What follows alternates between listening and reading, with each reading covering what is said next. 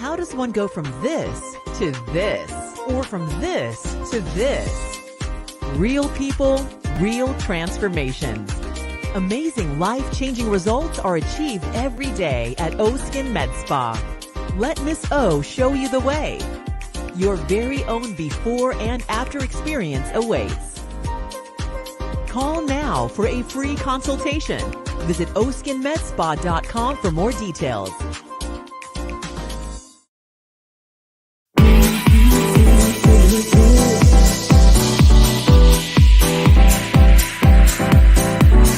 Telling me to dance, taking a chance.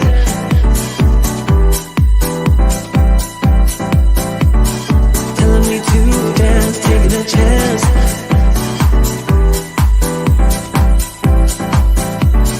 Telling me to dance, taking a chance.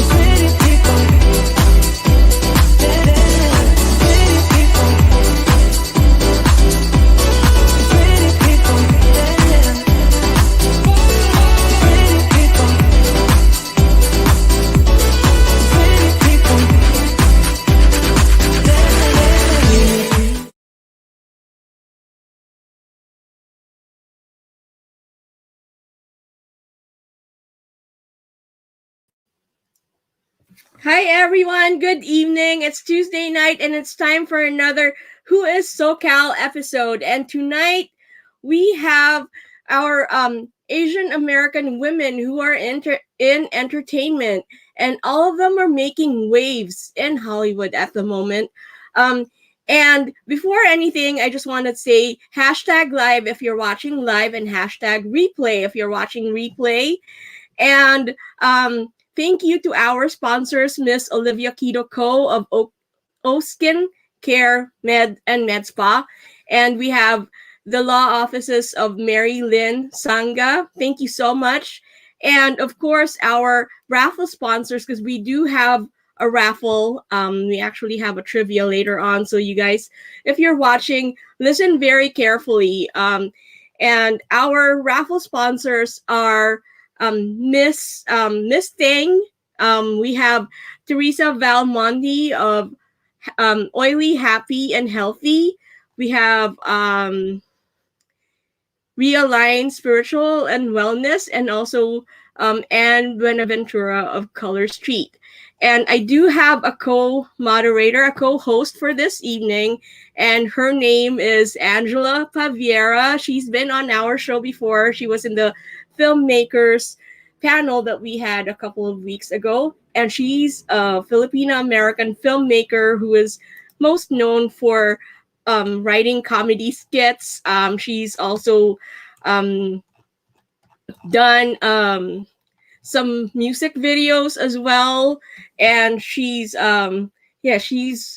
directing for a lot of our up-and-coming actors and actresses in Hollywood who are Asian American. So let's call on Angela.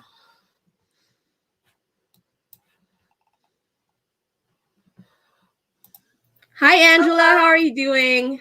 I'm doing good. Thanks for watching, everyone. Yes. And are you excited for tonight?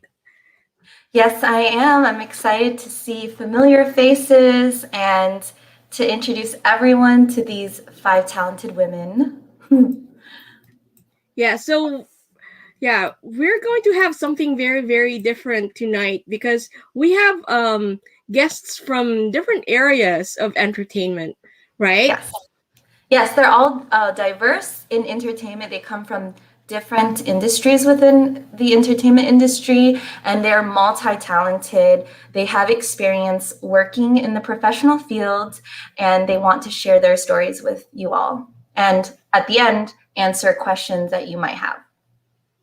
That is right. So are you ready to bring them in? I'm ready to introduce our lovely ladies. Awesome. And so the first one. Okay, so the first women of entertainment, we have Brittany Teo, and she is an actress. She was born in Dallas, Texas, before moving to Singapore, where she began her acting career and had her own TV series on the National Children's TV network that ran for 3 seasons. When she was 11, she moved to Montreal, where she continued to audition and booked her first feature film role in Arrival, directed by Dennis Villeneuve, starring Amy Adams. To pursue an education in finance, Brittany attended the University of Toronto, balancing her studies and passion for acting. And she was fortunate to have booked roles in Extracurricular in 2018, In the Dark in 2019, Dare Me in 2020, and Ginny Georgia, which is currently my favorite show. Okay. Next woman of entertainment. Oh, can we do Joy last? Okay. Okay, no, she's here. Actually, I thought she went to the bathroom. My bad. Let's go back to Joy. Okay. All right. Next, we have Joy Regulano. She is a writer, actor, and comedian based in LA. She just finished writing for DreamWorks Netflix animated show, and she was a Sesame Street writing fellow and recently was a staff writer on the Netflix show The Healing Powers of Dude. TV acting credits include Crazy Ex-Girlfriend, Modern Family, Speechless, House of Lies, and Supernatural. She has performed improv and sketch around LA at UCB, Second City, Hollywood. Her YouTube sketch, White Fetish, went viral with over 1 million views and has been featured in the Huffington Post, Upworthy, and more.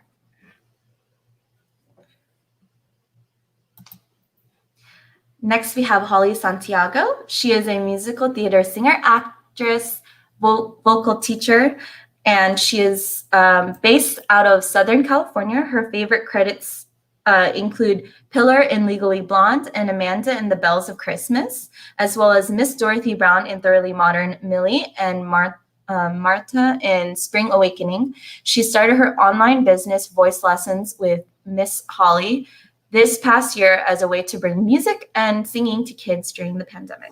She hopes to continue singing and growing with her students this year and is anxious to find her way back to live theater once it's safe to perform again. Then we have Mallory Ortega. She is an award-winning writer, director, and producer, best known for musical feature film The Girl Who Left Home. The film won the Audience Award at CAMFest Forward and the Emerging Filmmaker Award at the Los Angeles Asian Pacific Film Festival. And then finally, we have Tangeline Bolton. She is a film, TV, and media composer known for Walt Disney Animation Studios, Just a Thought, which can be seen on Disney Plus as part of the Short Circuit experimental film series. She also recently worked on the new Marvel's Avengers game as technical score engineer, additional drum programmer, writes additional music on the CBS legal drama show All Rise, and is a 2020 Sundance Film Music and Animation Composer Fellow.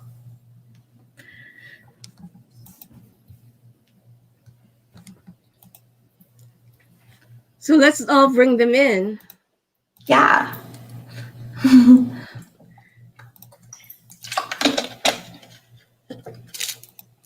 Hi, ladies. Yay.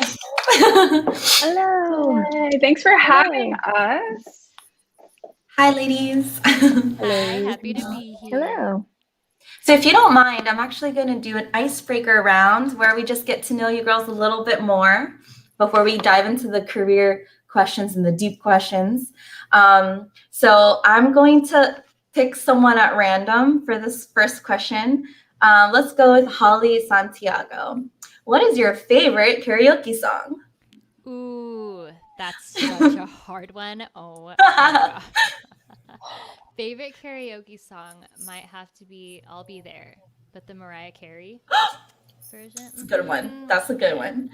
Okay, next question. I'm gonna go to Brittany. Tell me a time you were totally starstruck. And what did you do? It was actually when I filmed Arrival and I met Amy Adams. She was, oh my goodness, beautiful and sweet and lovely and kind. And they separated, I guess, as normally on set, they kind of separate the extras and the cast. And I only had this one line, and I was sitting with her alone because it was just me and her as part of the cast for the day. So I was sitting there and I was like, it's the first day today, hey. And that was it. Okay, cool.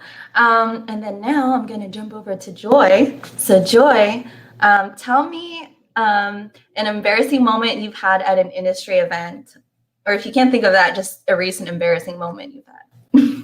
Oh my gosh. I guess,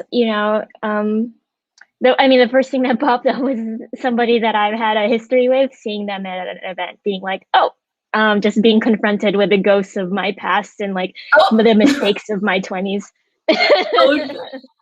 I feel like we can all relate to that, especially we're all in the entertainment industry. You're bound to run into someone again. And then another question, I'll go to Tangi for this one. Tangi, sorry, I'm calling you Tangi. Is that okay? Tangi. No, Is that okay? I love it. I love it. So used to it. Okay. Tangi, so tell me something interesting a lot of people don't know about you. Ooh. I mean, I feel like a lot of people do this, but I will, when I have days off, I will just binge watch all night. I will never wait multiple weeks to finish a show. I need to get it all done. I don't know. So it sounds like you have an addiction. I have an addiction. You can help me. Okay. Addiction to binge watching. Okay. Yes. Now I'm gonna go to Mallory for this one. These questions are so hard. Are they? They are. I'm sorry. Well, no, they're good. Just wait till later. Okay. So Mallory, do you currently have a pet animal? And if not, what would you get and why? I do have a pet. Her name is Finn. She's a black cat. She is not at all a cuddly, nice cat. And it's very sad. I'm not either. I'm very sad. I'm like, I need love, and she's not giving me love. So next question is, what pet would I get? I would get a dog. I want a dog so bad. Oh man. I'm a dog person too. I'm a dog person too. Yeah. All right. What kind of dog? What kind of dog? What breed? I don't know. I had a Rottweiler when I was growing up. I'd probably go back to a Rottweiler or I don't know, probably a big dog. I love big dogs.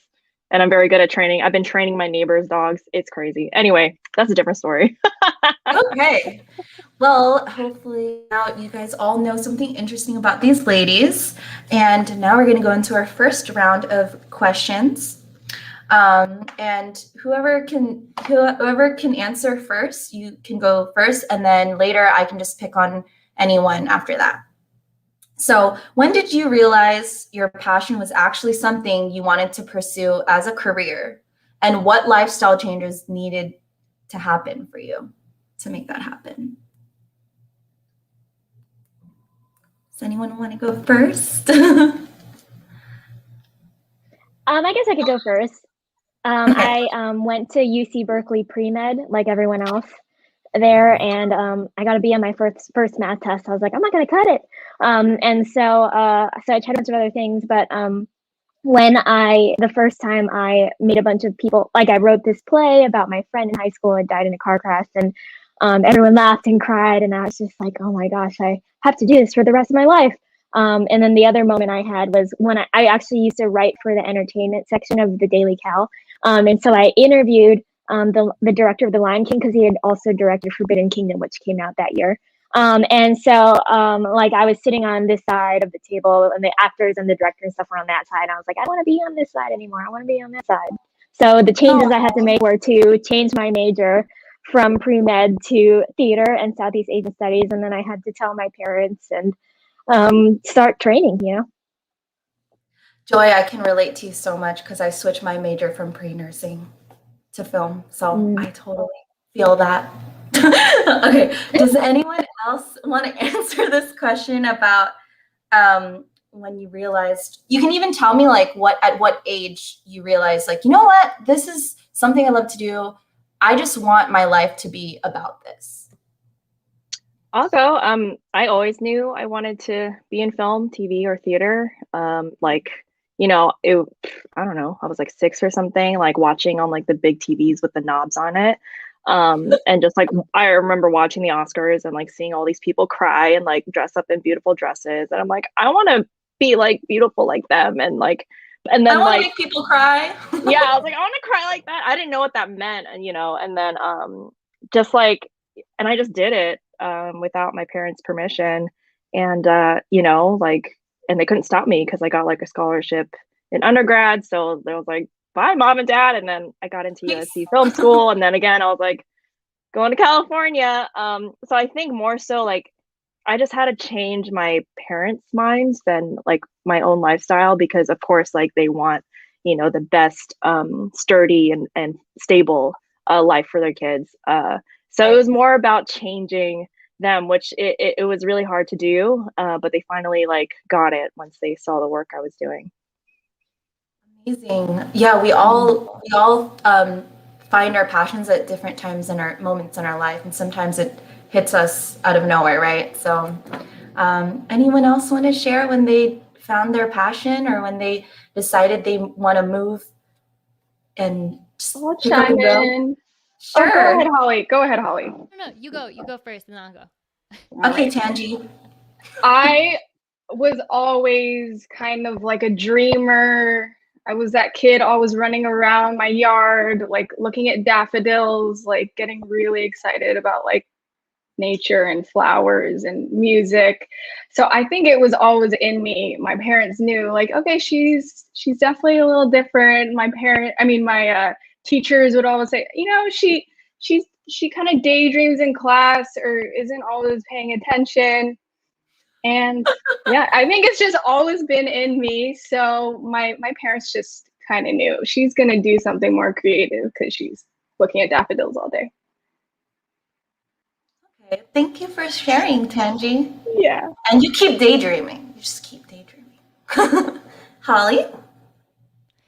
I think I found out at the end of college. So I ended up getting my bachelor's in communications for entertainment, and I did not major in music, although now I am a singer. But I realized at the very, very end, after like I had been interning all these places, and I just felt like there was something really missing. Like I was helping cultivate like all these other artists, and I felt like there was something missing from me. And like graduation day, I got to sing the national anthem in front of like the 6,000 people who attended the ceremony, and I was like, this is what I want to do. I want to sing in front of a bunch of people. And so that's when it happened, when I was getting my degree for something totally irrelevant to what I'm doing now. And yeah, everything needed to change. Like my like whole world was just like flipped upside down after that. I needed to figure out like, okay, now how am I going to navigate my career as an actor singer instead of somebody working in like marketing? So yeah. Well, and now you're here. You're with us now. We've all had to cross that bridge. Brittany, do you want to share when you discovered your love for acting? For me, it was actually when I was 9 years old.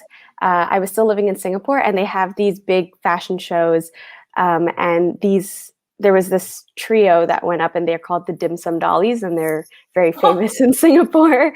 And they kind of do these live shows and live theater, and I saw them perform for the first time. And I mean, I don't remember seeing my own face, but my mom told me she saw the look on my face, and she was like, I know she's going to go into acting. There's no way we're going to keep her away from it. So, and the crazy thing about that is that I actually haven't had to change my lifestyle that much. I mean, as much as I want to, you know, just drop everything, move to LA and kind of do that, I've been able to just go to school and kind of pursue something else instead. So it's been really awesome. Amazing. All right, ladies, we're going to do the next question. did you ever struggle finding support in your career? And who has been the most supportive in your journey?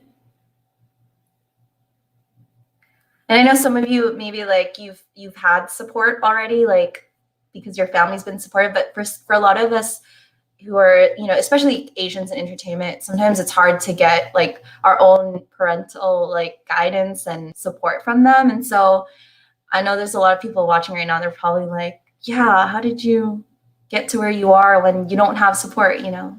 Like Oh, go ahead, Melanie. Yeah, I started last time.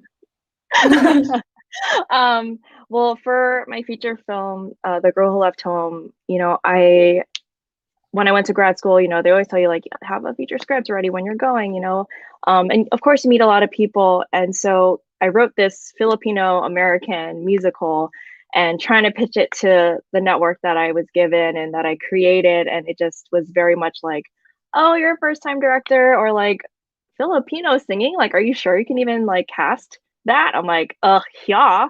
And so it was just very, you know, this was before Crazy Rich Asians was even on a slate, you know what I mean? And so it was very apparent that like I had to do it myself. And the people that supported me were us. Like it was my family, it was my community, the Filipino community that I had back in Maryland when I was growing up, and like my middle school, high school, college friends, like they literally financially supported me and helped me connect to other people who would, you know, invest in this project. And it was a struggle, but like your biggest supporter, well, the biggest supporter for me was like myself, telling myself you can do it, you could do it. If you don't do it, no one else is going to do it. And it's really, it all like for me boils down to like my community. They're the ones that supported me. And yeah, like of course, like I said before, my parents didn't, but once they saw the passion and really saw like what I was creating, they understood. They're like, oh, this is what you're doing. We thought it was just a hobby. We thought it was just because this, but they're like, no, this is real. So for me, it was just like, you have to keep pushing yourself. You're your number one fan. So don't give up on yourself. Yeah. That's so nice to hear. Can anyone relate to Mallory when it comes to that? I know what you mean too. And I feel like you can also see who your true friends are along the journey, seeing like when you start getting, you know, little successes here and there, realizing the ones who are still there cheering you on and the ones who just kind of fall short of supporting you. So I think that's also another important thing, kind of figuring out who your true friends are and the ones who are actually there for your successes or can't handle it. So yeah, and it's like nice to reconnect with people too. Like you would be surprised, like the people way back when are still like, oh my gosh, I've been following you and like this is amazing, I support you. Yeah, it was really cool to like reconnect with my past in a good way. I guess I kind of just popped a new question into my head that it wasn't originally on my list, but did any of you girls happen to run into like a mentor on the way, or like someone who taught you something that changed the way you view your career or like your passion that helped you grow?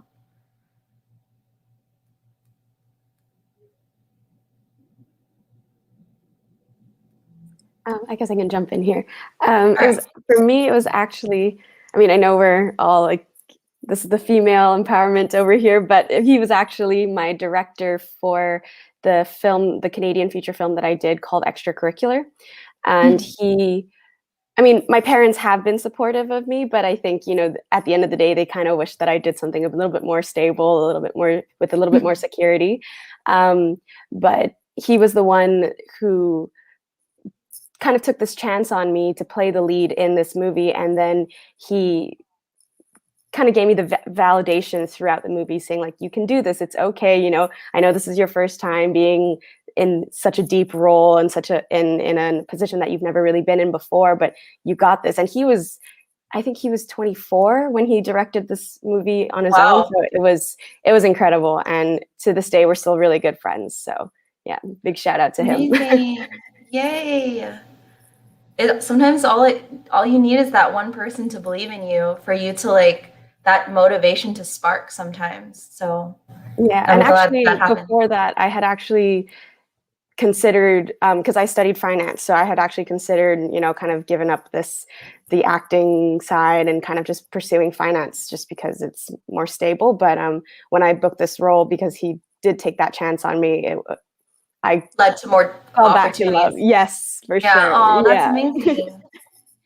All right. Any last comments on this topic? We can move on to the last one of this round. No? Okay. So the next question is, tell us what you love about your current job and how you got there. So whether it's a project or like, where you work from your day to day. Actually, I'm just going to pick on someone. I'm going to pick on Joy. What do you love about your current job and how did you get there? We're also polite because it's a panel of women. If it was a panel of men, we'd all be talking all over each other. But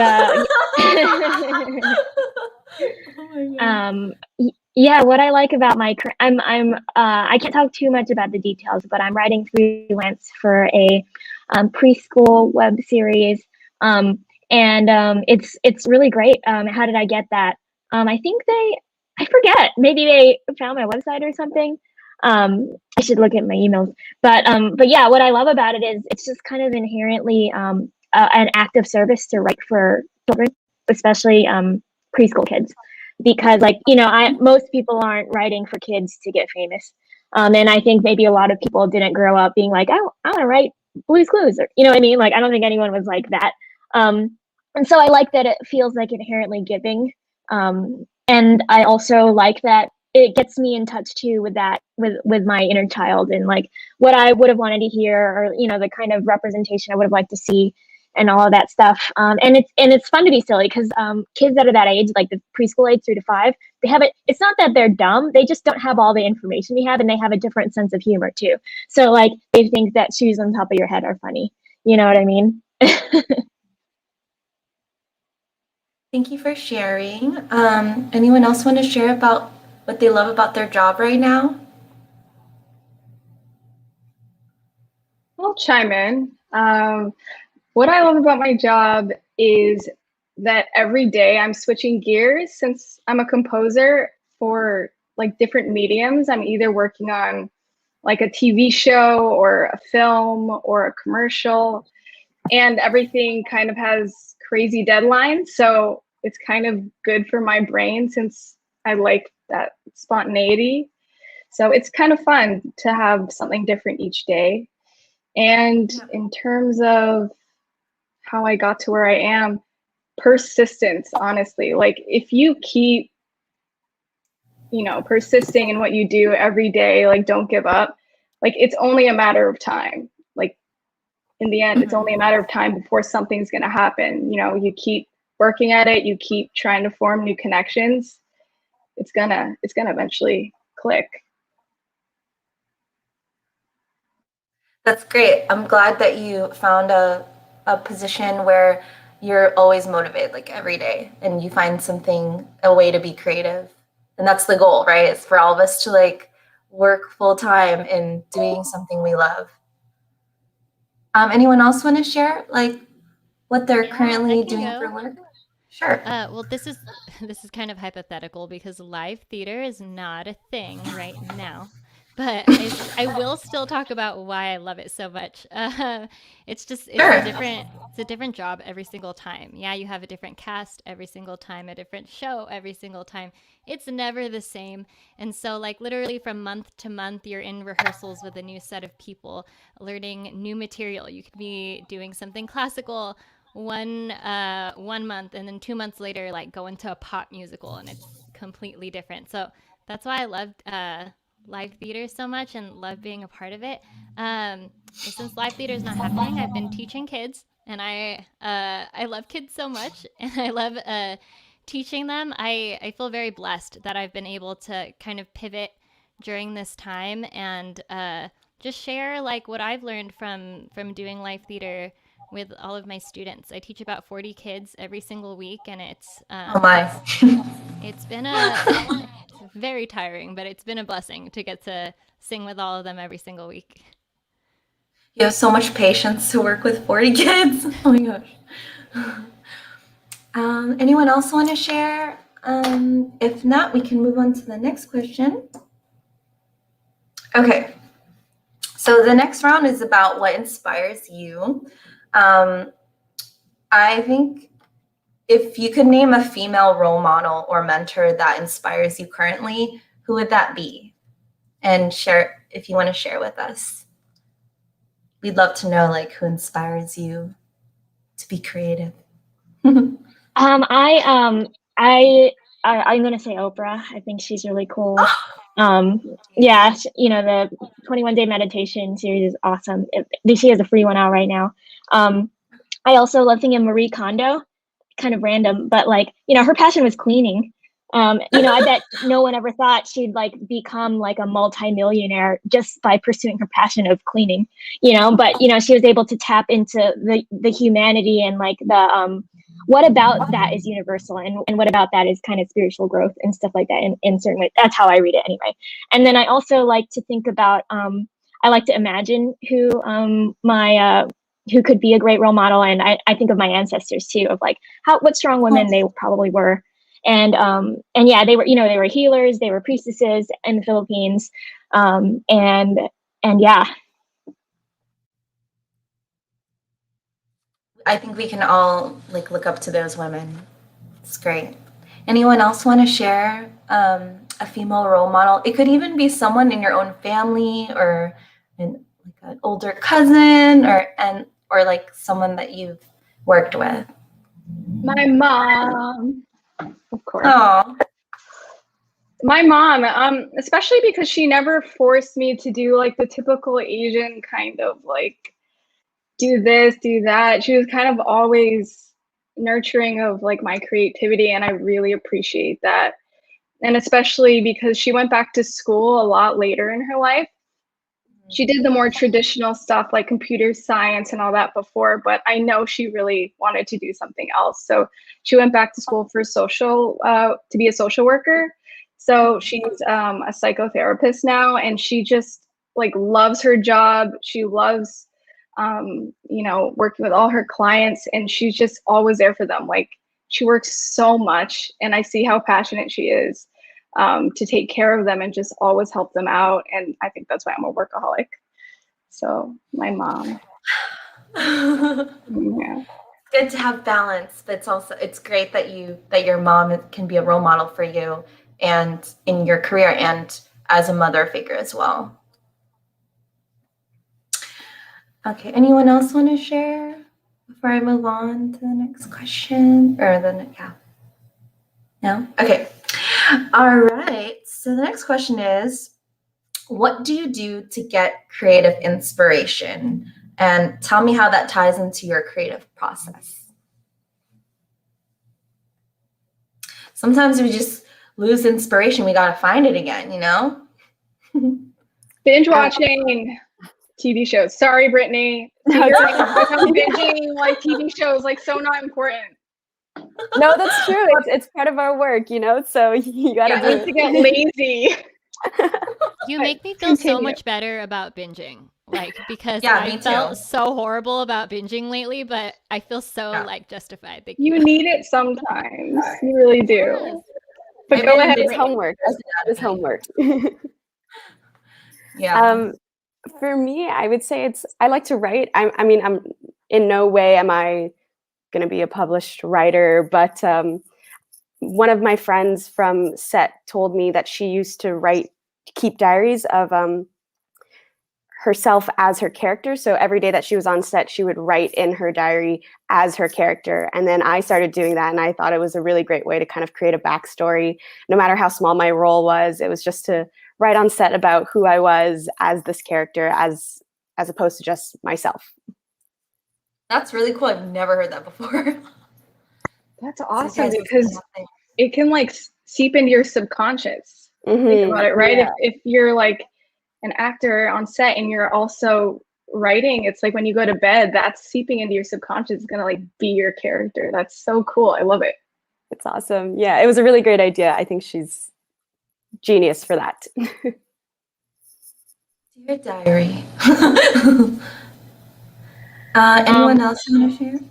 Yeah, I like to go on walks and watch people and breathe fresh air, just to like reset the mind. And then, you know, just like dabbling in like all sorts of different like creative things, you know, not just like, okay, I'm gonna only make movies. Like I might like write some lyrics for a song or something, or like I like literally painted my door with like avatar characters because I'm a nerd. Actually, but it really like helps doing other things, and then like once your mind is clear of that other thing, you're like, oh, okay, I'm ready to go back to this thing. So it's nice to just keep your brain moving in a different creative space, and letting it breathe a little bit. Yeah. Or going to the woods, go to a cabin in the woods and just like chill. Go on a hike. Go to the beach. Something. Yeah. That's so Henry David Thoreau of you. Deep cut. I feel like creative people really don't think it's weird to people watch, but because it actually does stimulate your brain, get you like, especially if you write, then you're like, oh, that person would be great as a character in my story or something, you know? So yeah, that's a great hobby to have. I didn't answer the woman role model question because my real role model is Hayao Miyazaki, and he is so great with just minute details of everyday life. And that's, you know, and like when I watched his documentary and he's just like, yeah, you know, I just like to watch the kids just like run around and la la la. And I'm like, I do too. You know, I was like, oh, this is why I like this man. This is why I like his movies. So yeah. So lesson learned, be a creep and people watch, guys. Go out there and be a creep. I own all of those on Blu-ray, by the way. All of his films on Blu-ray. They're so good. Next question. Let's see. So I guess now we're going to talk about what matters to you when it comes to being creative and working in the entertainment industry. What is an important message you wish to share with others through your work, whether it's creating music, writing, acting, anything creative? Like, what is your message you want to share with people? I can go. Sure. Go, Holly. So I guess for me, it's basically just be whoever you want to be. There is no limitation on can be and what you can be. I think my limitation for the longest time was that like I loved all these roles. I loved all these roles in theater, but I didn't see them being played by Asians. And so I thought like, oh, I could never be in that show. I could never play that role. But the moment that I let that go and I just started going for things is when opportunity just started to open up for me. So that's what I hope to share with my work is just you can be whatever you want. You just have to go for it. That's a beautiful message, and please continue to show that in your work. Let's choose. I'm going to pick on someone. Joy, tell us what is, I mean, I've watched a lot of your stuff, by the way, but tell us, for people who haven't seen your work, like what is a message you like to share with the people who watch your content? Yeah, well, I guess a message I like to share with I don't know if this comes through, but a message I would like to share in future content is that I think that kind of like what Holly was saying, like you are lovable just as you are. Your voice is really important. You're the only one that can tell your story the way that is, and everyone is valid. Like whatever you do, like whatever your profession, like you don't have to be famous or an artist to be someone. Like you are awesome because you exist. And so there's that. And you have to, the other idea I always like to put out there is you have to find happiness within yourself. You can't, you might get your dream job, you might make all the money in the world, but it's not gonna make your parents love you. It's not gonna make you love yourself. It's not gonna solve all your problems. So you have to find something like live your life and find some meaning outside of all that, because all this stuff goes away. all of that stuff. But you're always with yourself. You have your family and your friends and all that. That stuff is real. But also, I just like to make people laugh, you know? Yeah. Laughter is such a medicine. Such a great medicine. So, Brittany, through your acting, what types of messages do you want to share with people through the roles that you play? I mean, I think as an actor, what we have that's kind of cool is that we're actually the ones conveying the message that these writers and producers and directors are trying to show. So for me, it's just more about being able to have that power to have the decision to choose the words that I want to convey also. So I'm not just taking on a role just because it's a role. It's doing something meaningful. And like Joy and Holly are saying, it's being yourself and loving yourself and finding who you are in this crazy big world. That's good. Tanji, what do you want to share with people when they hear your music? Yeah. Well, first, I like totally resonate with what you guys are all saying. Like, don't let other people dictate your story. Like, you're the one to tell people your story. Don't let other people tell you what yours is. So yeah, that alone. And I'm really trying to uplift and share the voices of BIPOC composers in general, because my industry is still very white dominated.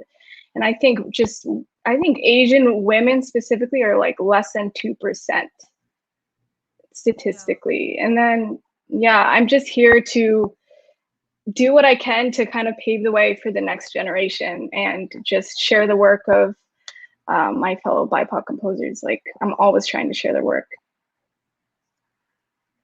Amazing. And then Mallory?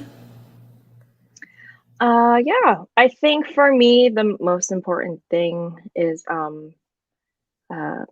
trying to get the audience to be more open, like More aware. I guess like more like, what am I trying to say? Open to like understanding other people. So, you know, like conflict is based off misunderstanding and different beliefs. And so when you are open to listening to someone else, that's where healing and communication can start. And so that's always my goal for at least, you know, the projects that I'm working on and what I've done already is like, you just have to be open. And when you have the ability to do that, the healthier conflicts can be resolved. And I mean, even right now, I think that's like huge. It's like so important right now. And I think that's what people are pushing for. But it's hard, you know, it's a hard, quick change. And so putting that in all the work that I do, hopefully allows other people to realize, oh, I should be more vulnerable to the possibility of someone else's words. Not that I have to choose that they are right or wrong, just I need to understand them. Oh yeah, to jump on that. Yeah, I love all that. And I hope to do that as well, to humanize everyone, you know, because I personally believe that nobody is bad, but people do bad things. And so that, you know, kind of the Buddhism idea. So I like to shine a light on like social injustices, but like with humor and being wacky and stuff. Because sometimes people can hear the message a little bit better when they're laughing. Yeah.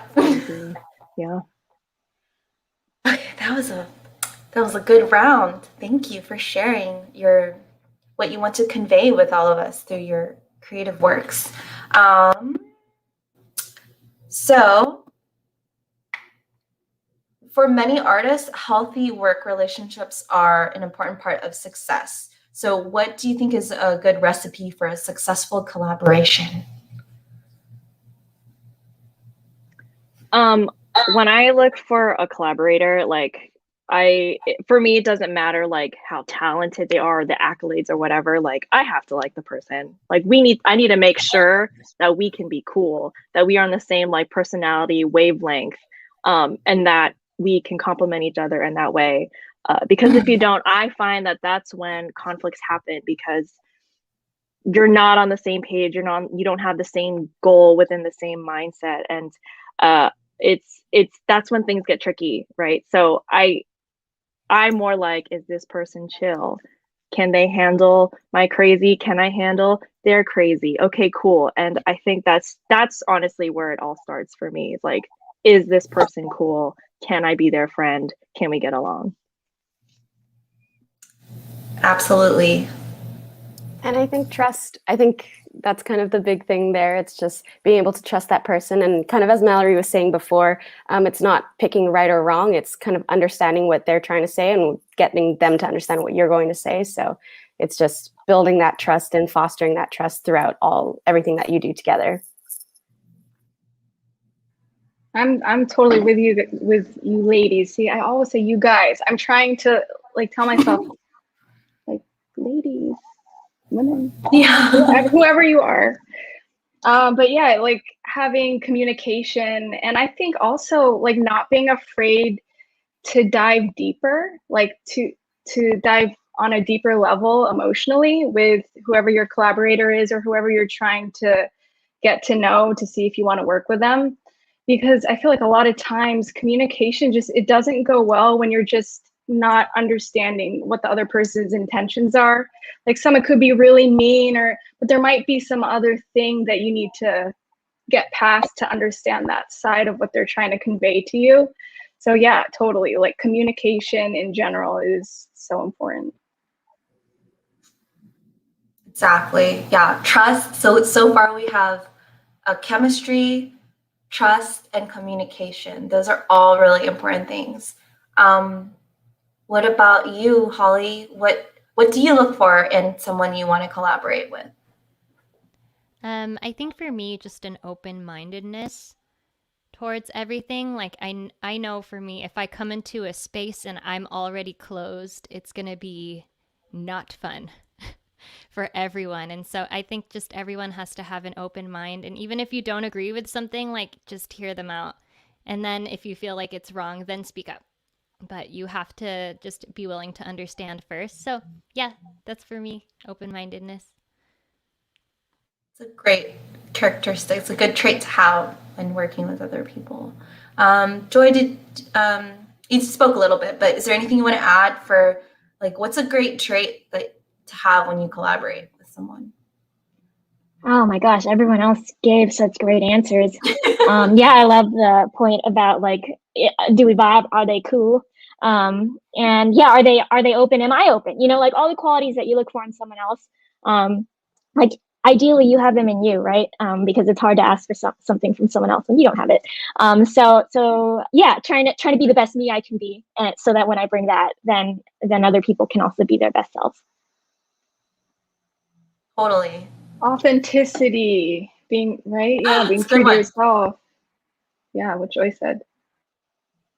Oh, I have one. Like working with people that are super honest and like can be consistently honest and transparent, right? Because then you have people who like don't want to be honest, and then that severs the trust. Then you no longer want to work with them because you're like, oh, you hid that from me, you know. I guess that has to do with trust, though, right? Very similar. Okay, let's go on to the next question. Let's see. What are some core values you live by? I guess this is kind of similar to that, right? But in terms of like, what is something that you stand by that you're like, I absolutely care about this. And if it's not in my work, if it's not with the people I work with, then it can't work for me. It's kind of what we were saying before, like integrity, I guess, is, oh, my sound. Okay. No, it's good. Okay. I can hear some feedback. Yeah.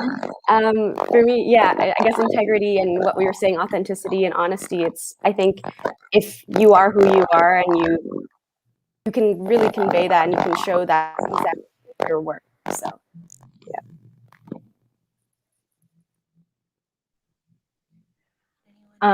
For me, oh man, I think I hear what you hear, Brittany. I don't know what that is, but I will pursue until someone in the chat tells me I sound terrible. For me, I live by being bold. You know, like don't go with what is safe because what's safe has been done. And if you're scared to do something, that means you have to do it because it's uncomfortable and you need to get out of your comfort zone. That, you know, why do the same things over and over again when like there's like so much to be explored? And something else that I always keep in mind, like, you know, filmmaking is hard, making music, creating things is really hard when everyone is judging you, right? So it's like, if someone tells you no, then keep going until someone says yes, because just because someone says no doesn't mean it's a no for someone else. So keep pushing on. Yeah. Going off of that a little bit, so like one core value that I live by that has pushed me through was like every no is going to lead you to your next yes. And so like I guess like for actors they say like every what 50 no's is your one yes. And so like I just remember that like once I like get that rejection email, I'm just like, all right, nah, just 49 more to go.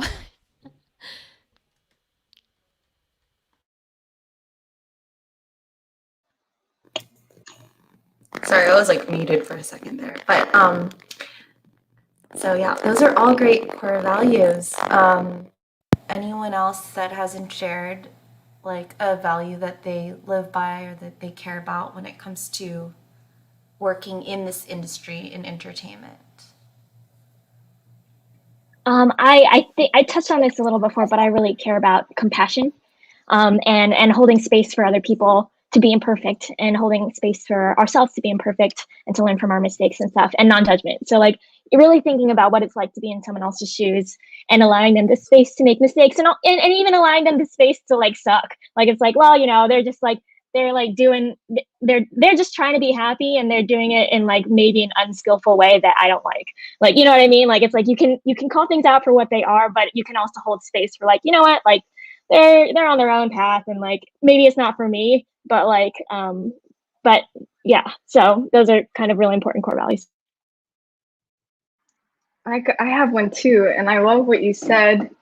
And I think in general, I like to tell myself if I'm not feeling uncomfortable, I probably need to change it up a little bit.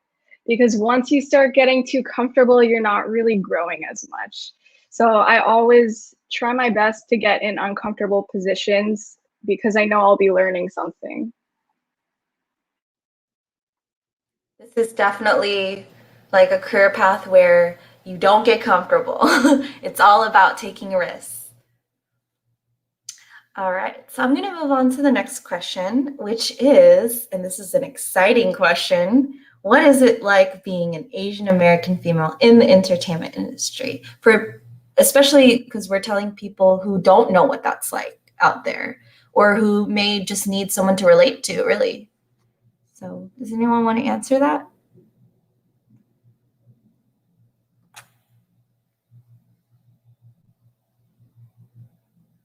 Holly? No. I guess I guess for me, I feel like it's kind of an exciting time because this issue is being brought to light for the first time ever, and we're seeing like so many films come out that feature Asian actors, and it's like, holy crap, like I feel seen right now. Like Raya on Disney just came out, like, oh my gosh, if I were a kid, I would go crazy. Well, I'm going crazy, but you know, like I feel seen, and it's so cool.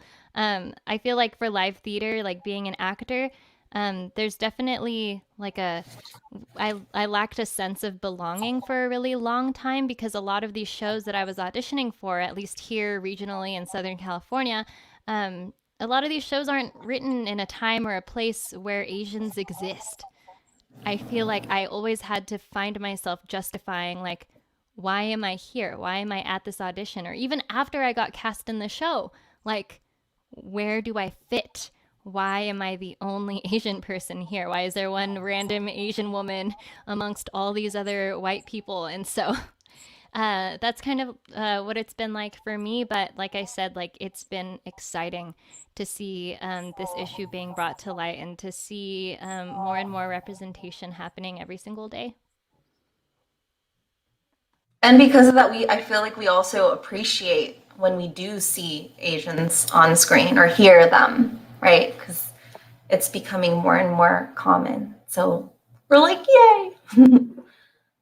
Yeah, and it's really great now too, because as an actor, you used to go to an audition and you would see your friend who's Asian American, or also and you would be like, okay, she's going to be the token Asian in this, or like I don't stand a chance. But now it's a point where we can both be cast for 2 different roles, and it doesn't have to be just one Asian with one Asian family. It's different types of Asians, and it's incredible. Yeah, it was definitely hard when I started out in some ways. Like, I remember taking a screenwriting class in college, or trying to. And then the teacher, I was pitching a story I wanted to write about my parents. And then the screenwriting teacher, who was white, was like, but what if you write about folktales? Like, it was like, but that's not what I pitched at all. Like, it was, and I would experience that a lot. Like, another playwriting teacher, I wanted to write a story about me, about a Filipino girl in high school. And he was like, is there any reason she's Filipino? I'm like, is there any reason I was born Filipino? No, it just happened that way. Like, why does there have to be a narrative reason? So it's like but when we first started out, white was the default, and there's still a lot of work to be done, I think, in this area of like, yes, absolutely, we're getting more representation and things are better than ever. But I think, we could speak to brown Asians and darker Asians, and we're not getting represented as much. And then lower class Asians that are not as rich. There's that as well. But we're definitely trending in the right direction for sure. Oh, and also learning how to take up space, I think, is an important part of being a woman, being an Asian woman in the industry. Of like, okay, like we can be in a room and we can talk, we deserve things. We deserve money, we deserve fair and equal compensation. So learning how to like, that it's okay to take up space, it's okay to be seen, because I think often as women, as Asian women, we have this message from society that it's, be quiet, like be nice and be easy, and you don't have to be seen. So kind of overcoming that conditioning. Yeah, I've definitely heard someone say that before. Like, why does so-and-so have to be Filipino? And it's more like, why can't they be Filipino, Why not? Yeah, why is everyone else white? Like, it's just, I don't know, you were just born that way. I don't know. We don't ask that to to Caucasian films where it's like, why are they all white? Like, we just accept it because that's what's the norm, right? Yeah. Well, I go, can they be Asian instead? That's what I'm doing now. I feel like as a writer, producer, director, like being an Asian woman in the industry now, I have like this great responsibility to write for us. It's like, it's exciting and it's overwhelming, because I'm like, oh my gosh, like I have to make all of these happen so that we can have these opportunities. Like, I want to give these opportunities to people. And it's like, yeah, it's really, really exciting right now. Like I said before, like in grad school, I had the same problem, Joy, with like in a screenwriting class where all of my classmates, majority Caucasian, were like, that would never happen. This character is not real. I'm like, this is an exact conversation from my family when we were fighting, totally real, but luckily I had a screenwriting professor who was just like, don't worry about it, keep writing, like no one else is going to write it except for you. So that once he told me that, I was like, oh, like this is why I'm here, like I need to write for us, and I'm just excited to be a part of that. Yeah.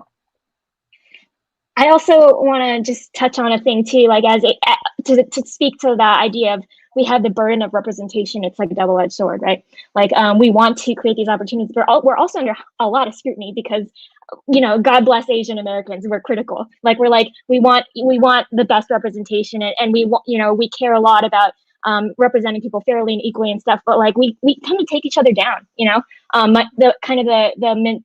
lot of minorities, like, because we want ourselves to be the best, maybe we take it on from our parents. We're like, well, that could have been better, or that could have been better. And so I think that we have the burden of representation upon us as well to do a good job.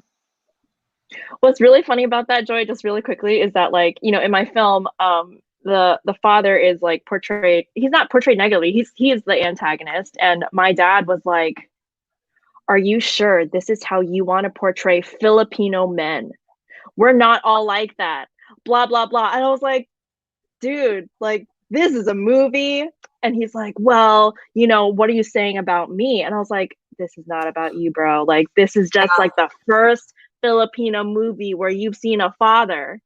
Like, there's going to be many. And so, yeah, like, he was very just like, you don't want to show the Filipino culture in that way. And I'm like, this is every culture. Like, you just happen to be watching a Filipino movie. It's very interesting. It's very interesting. It's so much pressure. Yeah, like as a TV writer, there's like, you know, maybe 50-ish other Filipino TV writers, and we're tasked with representing like what 2 million Filipinos at least in the. That's a lot of pressure. You know what I mean? Like we're doing our best, but I've only experienced this sliver of life. Mallory's experienced this sliver. You know, we've all experienced this, and all we can tell is this, and we can try to tell other stuff, but we might do it wrong. You know, so we're all doing our best. Dang it. Exactly.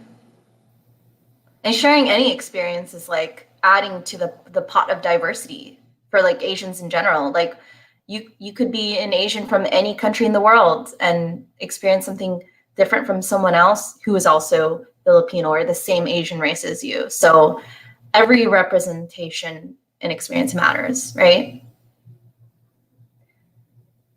Does anyone else want to share like an Asian American experience in their career before we move on to the next question? These are all great, by the way. These are great things to point out. I'd like to mention something.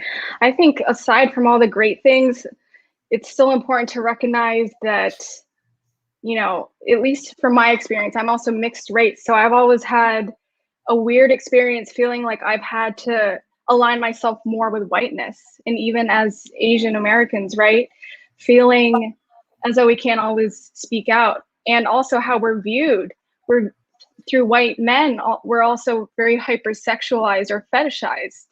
So I think also conveying that to others that we also deal with a lot of trauma that we're dealing with, especially right now. And also thinking about our mothers, and especially with, you know, all the AAPI hate and all that. It's just the trauma that comes with it too. Yeah, exactly. We have to like learn to not get so triggered and angry, right? Or offended, because that's the kind of thing that gets in our way of trying to achieve, you know, our next step or our goal, right? So it's like one more thing we have to maintain in our fight to like get where we want to get.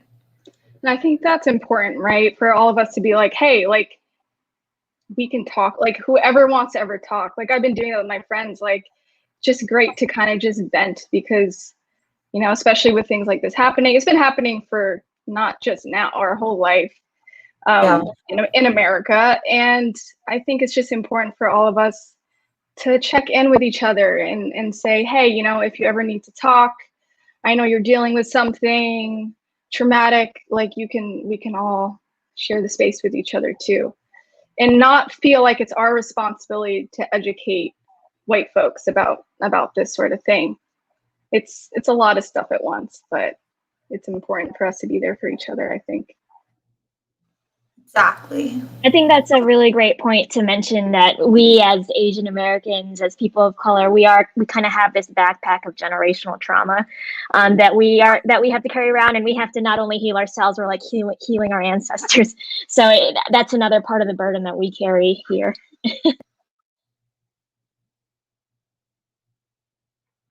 Okay. Anyone else? Holly, did you want to say anything? No, good. Okay, let's move on to the next question. That was one of my favorite questions, by the way. Can you tell me about an incident, for whoever wants to share, where you felt the need to take action or speak up against a discrimination or injustice in the workplace?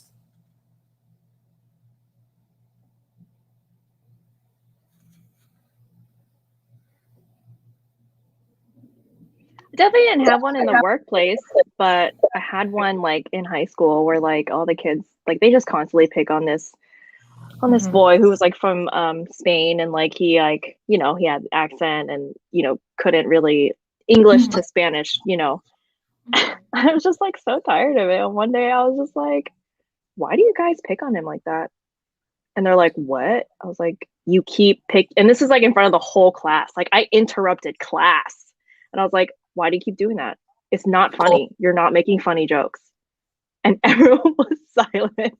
And then my teacher was like, okay, back to the lesson. And I was like, yeah, you interrupt class to like make fun of this kid. I'm gonna interrupt class to call you out because like you're just not funny and you're being rude. So if anything, that teacher should have set an example too. That's the thing. And it was constantly happening in class. And I was like, no. And then they never did it in class again. Yay! See, our voice matters. It's so important to speak up. Yeah. I've had an instance, it wasn't me, but I saw a fellow cast member speak up for herself, which was so cool, and it's like stuck with me until this day. So I was doing Ragtime the musical. I don't know if you guys have heard of that show, but anyways, I was doing Ragtime, and it was like this concept version of Ragtime, and so things were a little different than how they're usually traditionally done, hence why I was in it. There's usually not Asians in it, but anywho, so one of my castmates was not okay with how the director like wanted her to act, how to be portrayed, because she felt like she was just she was asking her to portray herself as an angry Black woman, and she said, I'm not going to do that. Like, no, this shouldn't be how it is. Like, I can portray a certain emotion, but I think this is taking it too far. And the fact that she spoke up for herself and she didn't even hesitate to do that just stuck with me until this day. And so now I know, like, if the moment comes that I need to speak up for myself, like, that's exactly what I need to do. Right, and that needs to be like something that we practice, right? Because if the time passes, then we're gonna be like, I wish I'd said something. Like, that was wrong.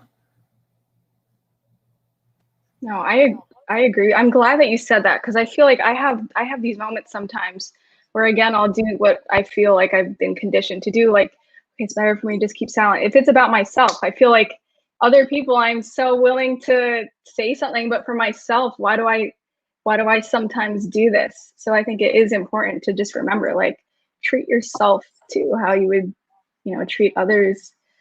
One experience, it was pretty crazy. It was on July 4th here in Culver City, actually, at a pho restaurant. I was getting dinner with my boyfriend, and there was this older white man with his Asian wife, and they wanted to sit in front of the door. And the manager, who was a Black woman, said, you can't sit in front of the door because it's a fire hazard. And she said it really respectfully. And then he just, yelled at her, why don't you go eat some fried chicken? I was just floored. I was like, right here in Culver, like, wow, this is happening right now. So the whole restaurant, we just started yelling at him, like, get out of here. Everyone just started cursing him out. We were just like, and it ruined the whole night. And obviously we were checking on her, saying, are you okay? And, she had it together, but obviously she's going to go home, and now she's going to be upset. So even in LA, right, where we think like we're progressive, it still happens. It's crazy. And that's why it's so important for us to be vocal and set an example, like, even when it comes to like being creative and entertaining people, because they're learning from us. They're learning from our example. So spread the positivity. Okay, we can move on to the next question, which is more about self-care. This is, okay, so describe a method of self-care that works for you. It could be anything. I think some of you guys answered this a little bit. Like Mallory, you said like going on walks, but sometimes people need a new self-care method to change it up. What can you try? Oh yeah, I do it all. I have like a whole. Oh. You go. Go ahead. You go, Joy. Nope, that's it. That's it. I took a bubble bath. Done. Yeah, no, I do a ton of things. I have like a whole list. Like I do my morning pages. I do affirmations. I journal. I do gratitudes. I go to therapy twice a week. I have group therapy. I go to support groups. I call friends. I hang out with friends.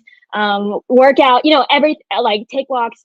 I do it all because especially during this time in the pandemic, like at least I've had the experience that it takes me a lot of effort just to get to baseline because a lot of things like have sucked during the pandemic. So massages, acupuncture, and having friends, having a hobby. Oh, I did ballet as a hobby recently. So something that like I don't feel like I need to be really great at for my career, but it's just like fun. I bought a lot of plants. So yeah, I do so much. Mallory, your turn. Yes, plants. I did that. Started a garden. It was amazing. Bubble bath. It's amazing. It's just nice to sit. I know a lot of people don't like it because they're like, oh, you're in your own like dirt. I'm like, I can't see it because there's too many bubbles. I don't really care. And it smells great. Go on walks, go hiking. Because of the pandemic, I would go to Malibu, which usually is like a 2-hour drive, right? It was like 40 minutes. I was like, this is amazing. I'm like living my best life, pretending I'm living in Malibu, but I don't. Those are just some of the things that I do.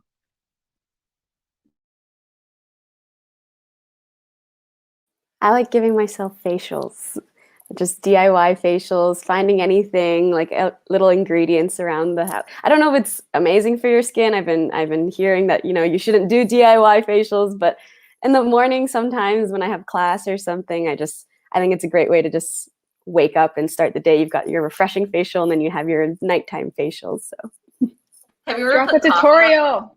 Have you ever put coffee grounds on your face? I've done that. Oh no, I've done oatmeal though. I've done oatmeal and honey, and it didn't look very pretty. But it doesn't have to look pretty. It just needs to feel good. Yeah, exactly. Oh, and egg whites. Apparently, that's a thing too. But is that slimy though? It's like put on your face and you're like, ugh. But it dries up and it leaves this white crust. I don't know if it's great, but I did it. I've done it all. Yeah, I feel like self-care is so important. So. No, I was gonna say oatmeal. Like, I only remember that because of, was it like chicken pox or something? I don't know. It's like really good for just any sort of thing like that, like chicken pox or like a skin condition. TMI. Good to know. Am I frozen? Yes, you are. You are. But it's like a good frozen. Like you have a good. It could have been a weird face, but it's a nice face. It looks like you're like your laughing. profile picture. Oh my gosh. It's so sweet. It's so sweet. You should keep that photo, Holly. I got kicked out. Okay. There, oh no. Okay. Am I back yet? Yeah, but you're a black square. Huh. Do you want to still share your self-care even though we can't see your face? I'm gonna share and then I'm gonna leave and come back. Okay. So I loved what Joy said about like doing something like totally irrelevant to your career. I think that's really important. So I love hiking and I love baking. I suck most of the time. Most of the time things will turn out burnt or too mushy, or mostly burnt though. But I love baking, and then when I do like actually succeed, I'm like, yes, thank you. So that always makes me feel good. Okay, I'll be back. Yes, cooking. I just made prick king and red curry. It's my first time making those Thai dishes, so it was fun and.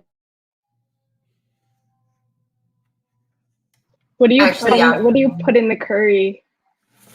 Like what other ingredients? Well, yeah, I got store-bought curry paste, but for the vegetables, I think I put too many vegetables in and I got too excited. So I like put like kabocha squash and green beans and garlic, ginger, lemongrass. I could go on forever. Just a lot of good lemongrass. Yum. You have to put lemongrass. I feel like cooking and baking is also like aromatherapy, right? Because you're smelling the foods and the flavors, and you're like, ah. right? Yeah, I didn't even think about that because you're really good with like aromatherapy stuff, Angela. Like DIY. Am I? You are. I remember when the whole pandemic happened, like you did the whole hand sanitizer. I was like, I didn't even know you could make it. And you're like, yeah, it's so Girl, easy. it is like, so it's like aloe vera and then rubbing alcohol. You just mix it together until you get that consistency you want. And then you just add the, you know, like the scent, like extra scent. It's pretty simple to do. Can't, Got it. not as much room to fail as much as a like 10 ingredient meal or something, or like I feel like there's more room to fail for baking. Right? But yeah, like these are all great suggestions, and I actually feel inspired by Joy. Your list was so long, and I'm like, you know what? I need to incorporate more self-care things in my life. I feel like 1 or 2 is just not enough for a pandemic. Like we all need to like Yeah, I have it all throw more written in down. there. What? Yes. Yeah, no, I have a whole like Google Doc of things. So if ever I'm like, I don't know what to do with myself, I have like a list to refer. So I'm gonna go to you when I need a great idea for self-care. I'm gonna be like, Joy, I need a new self-care routine. Yeah, I'm gonna go to you. cleaning, learn something, read a book, listen to a podcast. I could go on forever. So Do your important how taxes. self-care. Like I used to neglect it so much before I was a creative, like full time. And I didn't realize like how important it is to have that, incorporate that into your day to day, because it's emotionally draining sometimes to be to work in entertainment, right? Because you're dealing with so much from every angle, you know. And yeah, so it's good to hear this, that all of you ladies practice self-care. There's not one of you who's like, no, I don't do anything. I just work, you know? It's great. But like the Google Doc is genius. It's like we have Google Docs for everything. It's like self-care, like that should be the first Google Doc I make. No shame too. It's like, do whatever you need to do.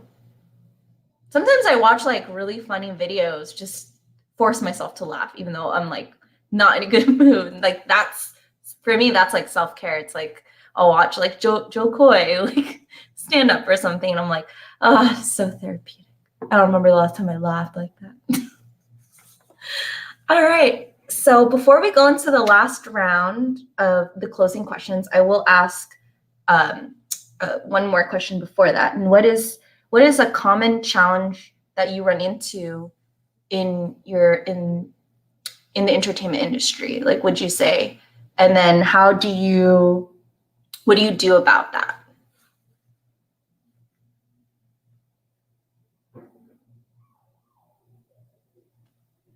I can go for this one. I would say for an actor, and I guess Holly can relate to, it's when you go for auditions, you don't get feedback most of the time. They don't really tell you yes or no. 3 weeks later, when they start filming or they start production, is when you kind of find out that you didn't get the job. So I would say it's kind of having to self-assess and really look inside yourself and be like, okay, where did I go wrong? And sometimes, you know, it's easy to just say, oh, they wanted a blonde girl, or oh, they were looking for a different type of minority. But it's really going inside and looking introspectively and being like, okay, what could I have done to improve based on what I've gathered from the audition itself and what I did on my own. Yeah, going off of what Brittany just said, sometimes like you could just kick ass at that audition too. Like you just felt so good walking out of that room, and like you still didn't get cast, and then you're at the point where you're just like, okay, wait, like now what do I do? And like I feel like that's when I feel most defeated too, is when I feel like I did my absolute best and I still didn't get cast. And so yeah, I totally understand that, and I face that challenge all the time as well. Yeah, I was just thinking, kind of dealing with quote unquote rejection, and having resilience in the face of that. And I think a way of dealing with it is affirmations and having a strong sense of self worth and a support network. And yeah, knowing that like you don't have, none of us are defined by our career or our skills or any of this. Like all this is like icing on top of the cake. It's already great to be yourself and to be human. So just trying to like do the self-care when you have to like face what feels like rejection, and trusting that the universe has a better path for you. You know, like this wasn't meant for you, but maybe something better is around the corner. Like if you can't have that, because then you wouldn't have been able to take that other better thing that was meant for you. Yeah, I feel like rejection is something we can all relate to in this industry. So it's great hearing that like we've all dealt with that, and we've had to learn how to overcome that and to deal with it in like a healthy way. Because I for sure did not handle rejection very well in the beginning, and now that I've learned like that it's just a normal part of working in entertainment. You know, we just have to focus on the little wins that we have. Yeah, I think it's hard to like remind yourself like it's not about you, you know, like when you get a rejection, like it's not your fault, you know, like they are looking for something else, they have a different vision, or they have politic or whatever, you know, it's not always about you. I think like the most challenging part for me though is like staying motivated and keeping like mentally strong, because when you start off on your own, it's really hard, you know, again, like you are your biggest fan, you are your biggest support system, and it does get tiring. So how do you keep motivating yourself, and what can you do to reset your self-care? And that's honestly the biggest challenge, especially if you want to be in the industry. It's like no one is going to give you the opportunity first. You have to make your opportunity. So how resilient are you going to be? How long can you go for? This is a long distance race. This is not a sprint. You're in it for the long haul. The mental capacity is definitely the most challenging thing for me. No, I'm totally with you on that, Mallory. Like you have to be so resilient. Like you need really thick skin to take the criticism. And I think also as females, we have like an extra, and you know, Asian women, we have this extra layer too. And me earlier in my career, I mean, I still deal with it now, but it was so tough running through the studio environment, because I would just have, you know, like mostly white males go, "Oh, do you even write music?" Like, you know, because they don't know. And of course, they don't know many females that do. And I've also been like told that I wasn't going to get a job because, you know, someone didn't have a good experience with their last hired female assistant. So like having to just go through the constant like woman, whatever, like stuff like that, you really have to just, it's a tough thing because you have to learn how to just, you know, not be phased, but at the same time, it's hurtful, especially once there is more women awareness, more, you know, awareness in general. It brings back the traumatic experiences again that you have to deal with. So I think just in general, yeah, you need that thick skin to get through this for sure. Right. And we're all like here to break the stigma. We're here to break the way that people are like profiling us basically. So we have to be good at what we do, and we have to like prove them wrong. So isn't it interesting though how they could be like, my last female assistant was terrible, so I don't want another female, and yet like dudes mess up all the time, and they're gonna hire another dude. Like what is the connection there? I'm like, how does that even work logically? That makes no sense. Doesn't make I just had to say that at all. And I think it's also a tough thing because you can't help but let that kind of eat at your self-esteem a little bit. So like that's why we have to encourage each other, like be as like own it, like be as confident as you can be. Because I know I have definitely lost opportunities in the past just because I don't even know like my self-worth. Like especially earlier in my career, I would just, you know, like I wouldn't have enough of that confidence. And I think it's important for us to know like we're worth it, you know? Yeah, but it's also just like why I'm getting heated, but because I have never heard that before, and I have never experienced that before, so I'm so sorry. But it's just like people go into jobs unqualified and get the job because they're like, oh yes, I can do this, but then learn it anyway. So it's like, where is that like mental space where we feel like we're not worthy because we are women? And it's just like, wait a second, who's actually insecure here? Is it the person hiring because they're like, oh, like I don't, you know, whether Trust. it's like a trust thing, or if it's like a truly like man to woman chemistry thing, like, oh, I'm going to be I don't know. And it's just, There's it's that fascinating too, to me. which is It's so that, fascinating. no, I know what you mean, because there's that aspect too. Like, you know, oh, I don't know if my wife will feel comfortable or stuff like Or they that. want I to feel hire like, you for the wrong reason, right? Like they Yeah. because they think that there's a chance, Yeah. which is also there's wrong. so, Like there's so many wrong things, but that's why, yeah, you just have to be strong. Be strong. yeah. But now Not we can about finally you. call people It's out. not about you. Yeah, exactly. Yeah. Sorry, I needed to. No, It was boiling up. thank felt you. I'm triggered so too. sorry that happened to you. That is so messed up, and I'm so Oh, sorry. it's okay. Yeah. We all have our own things, right? That we have Yeah. gone through as women too, Yeah. in general. Anyway. That's why we just have to push through and keep looking for opportunities, because there's going to be someone out there who's like not going to judge us and going to give us that opportunity. And then when we make it, then that person who gave us a chance will get to benefit from like whatever it is that we create from there, because be like, oh, so-and-so gave me this opportunity. It's not going to be the racist white guy that like, you know, like rejected us or whatever. It's going to be the person who wasn't judging us or profiling us, right? Exactly. And it's not, and you know, I'm not saying that all white dudes are like this. I've had a lot of great mentors who are white males too. Like there are not the best people out there too. But it comes down to like what you were used to growing up around, right? Like especially our generation. I don't know, like how old you guys are. I'm like a 90s baby or kid, 90s kid. And it's what you're conditioned to be like too. What you saw on TV, like what movies. We didn't have the best representation. Like we still have a lot of work to do. So that's why I think it's so awesome that we're in this industry, because like this is where it all starts, like the stuff that we put out there and the stuff that we share, because the next generation, like hopefully they won't even have to. They'll think this is so weird that we're even talking about this. Like I hope they think it's so weird that we're talking about this. Yeah. Okay, so let's finish up the panel questions so that we can now take questions from the audience. The last question I have for you ladies is, you can answer either of these questions if you feel like it hasn't been answered. One,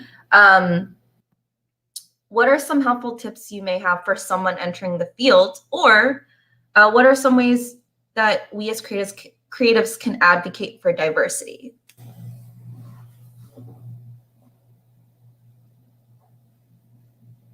For those who are like just starting or wants to get into the industry, I said it before, like be bold and believe in your story. Everyone is different. Like we have been saying, everyone has a different experience and everyone has different people in their lives. And so if someone is like, oh, that's already been done before, it's like, no, it hasn't, because I'm a different person. I tell my stories differently. And yeah, if you're scared, it's a good thing. Do it. It makes you grow and be a stronger person. Yeah. Just do it. For somebody who wants to get into live theater, I mean, once it comes back soon, hopefully, I would say just go to the audition. Go. You will surprise yourself. I still consider myself very green. Like there's so many places and things that I still want to do, as far as shows and in my field and stuff. But if there's anything that I've learned, it's that like it's you just don't know. You don't know how far you can go exactly, and you will surprise yourself, because you may like have this image of yourself. Like I always thought like, oh, I could only play like the sad girl who sings the sad songs. That's literally what I came in with. My first professional role, I was like the sassy cheerleader, and I was like, what? This makes no sense, but you will surprise yourself. So anyone who wants to get into live theater, acting, or acting, just go. Please, please. You don't know unless you'll try. Anyone else want to share wise wisdom words? Train, work on your craft, be so good that nobody can deny you, and then also have a life. Have a balanced life, because what are you going to write about or act about or sing about if you don't have real life experiences to draw on? And also, another thing I like to think about is like orient yourself towards your goals, like point yourself as a North Star towards where you're going, but let go of attachment to outcome. So it's the journey that's beautiful, you know? And so when you're so attached on getting one specific thing, then you stop the universe from giving you something even better. So hold your goals loosely, and be open to life, and find the beauty in the small things in living. Yeah, so you need to have a book. Yes, like yes on all levels. And that big one with like when you're so focused on a goal, like it's so true. You need to be on that same alignment with that goal. Once you're going way too much, like you're not in alignment with that frequency. I know I'm going a little much, but when you get some crazy opportunity, you should be ready for it. You need to be on that, that energy level to actually receive it back. So I'm so with you on that. Yeah, I love what you guys are saying. It's incredible. And I think it's taking chances, taking that leap of faith. One thing that my mom told me when I was too scared to kind of like go out of my comfort zone and everything, she was like, you can always come back home. You can always go out, do whatever you need to do, and then you can always come back. But you can never not go out there, So put yourself out there, do it, love it, and enjoy the ride. I love that. Actually, I have one more. I think also, like, don't be afraid to be as nuanced as you want in your storytelling. Like, don't feel like you need to kind of tweak things to fit a certain stereotype or the mold better. Like, be as nuanced as your real life is, because our lives are very nuanced. So, last thing. These are all great. These are all great tips. I hope you people watching right now are like taking notes right now. These are all great. Okay, so now we're gonna take a couple questions from the audience. I'm looking at the comments feed on my phone right now. So does anyone watching want to ask a question? Oh, Mark Joseph. Okay.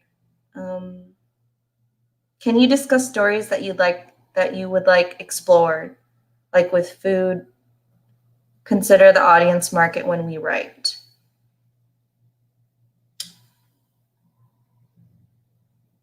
I don't know if anyone wants to answer that. I'm not sure how to phrase that question. Maybe he's asking like what kinds of stories do you want to share? I guess I could speak to the second part. Like, I think that everyone's gone to that show, or maybe you've heard of that show where like the artist didn't consider the audience at all, and it sucks. It's like, why did they take 4 hours of my life? Like, what was this about? Like, so I think you have to take into account the audience at least a little bit, because they're showing up, they're giving us their time, and so we want to give them a part of us as well. But there's also the element of like, F the audience, you know what I mean? Like, we're also like you're expressing yourself in your art, and like when you are authentically yourself and passionate and expressing what you need to, someone will the universal lies in the specific. So when you are out there just get like healing what you need to, or expressing yourself in the way there's going to be somebody out there that speaks to. So I think there's a balance for that. I was curious if as far as the dearth of parts and story, does that mean earth, or what does dearth mean? Oh, like a scarcity, like there's like not enough. Oh wow. Okay. let me think on this. Yeah, it's a very complex question. I feel there was like $10 word. Good for you, Mark. Yeah. Oh wow, I need to go back to school. That's a really interesting question. Yeah, go on, Mallory. Yeah, I think for me, I'm like working on developing some documentaries, and honestly, it's like obviously like Asian American stories have not been heard, like a lot of them, you know what I mean? And that those are things that like I want to explore. So one of the documentaries that I'll talk about is, like I went to Hawaii for the first time in November, and I just felt like there was this incredibly different Asian American experience there, where like I felt like I was at home immediately, just like by the community. Literally, the earth was like, "Why are you leaving?" And I said, "I don't know." Like it felt like something was pulling me there. And so when I went back to work on a different project, I was like, you know what, let me explore this. Let me just like bring a camera and like let's see what's going on. And soon I found that not only I was like looking at the Asian American experience there, what it means to be a local, but like then the native Hawaiians and what had happened to them. And like I know that this is in the history books, but it's not told everywhere how like, the United States took their land and they had a treaty, and like they had signed that yes, Hawaii is their own nation, but then we took it anyway, and they kidnapped the queen, and then they killed off the monarchy. How insane is that? And so you see this like discrepancy between like how like Asian Americans, great, they are succeeding, and then now you have like the Native Americans whose land it was, like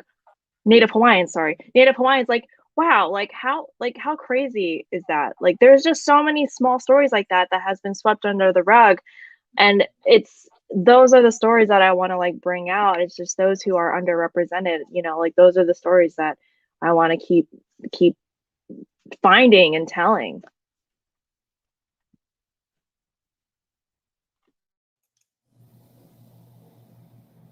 Thank you for sharing, Mallory and Joy. There's another question. Let's see, Lorna, okay, what are some of your ideas or of highlighting more of our ancestors in Asian American entertainment, be it music, play, cinema? Would love to hear more about Filipino warriors, protagonists, and the legacy lives in us. It's an open floor.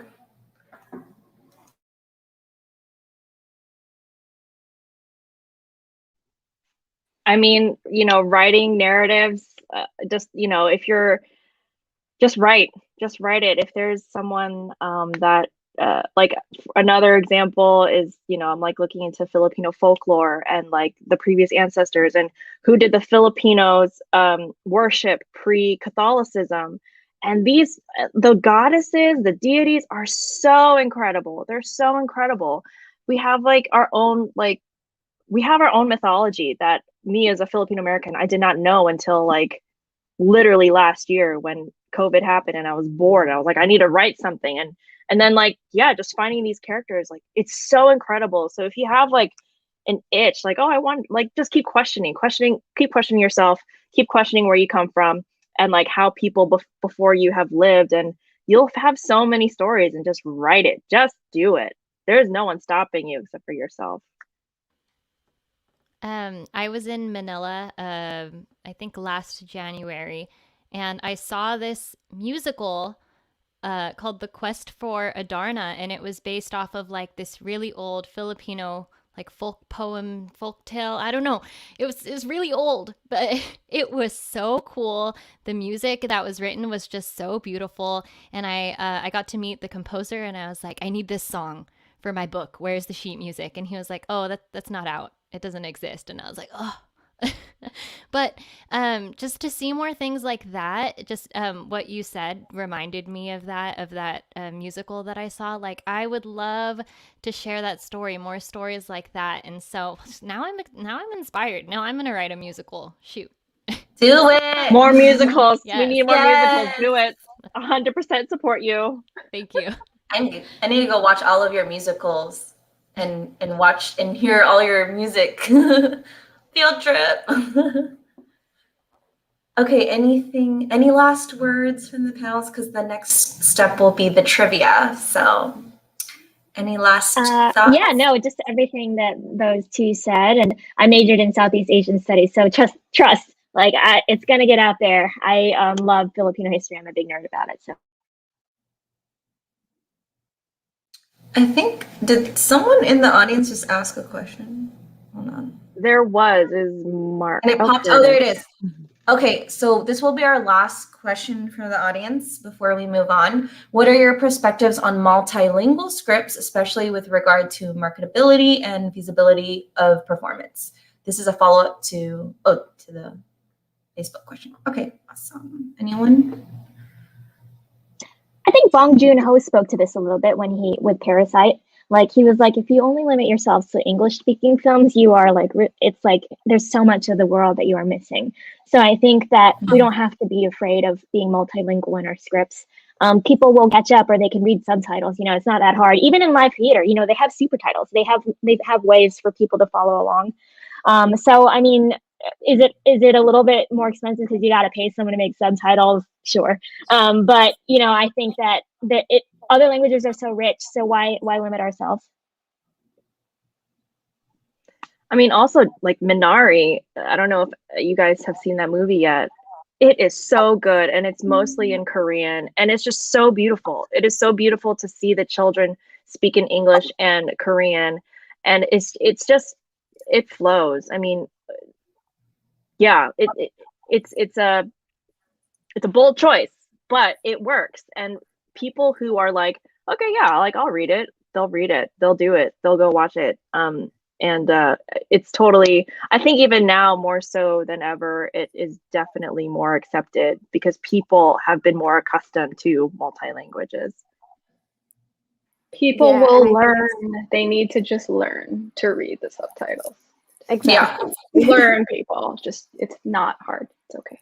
And it's natural. I think it's natural for people these days to speak 2 or 3 languages. And I'm living in Europe now, and it's incredible. They're just switching back and forth, and people have been so accustomed to just watching a movie in English and then having subtitles in their native language. Why not have it the other way around too? So I think it's great.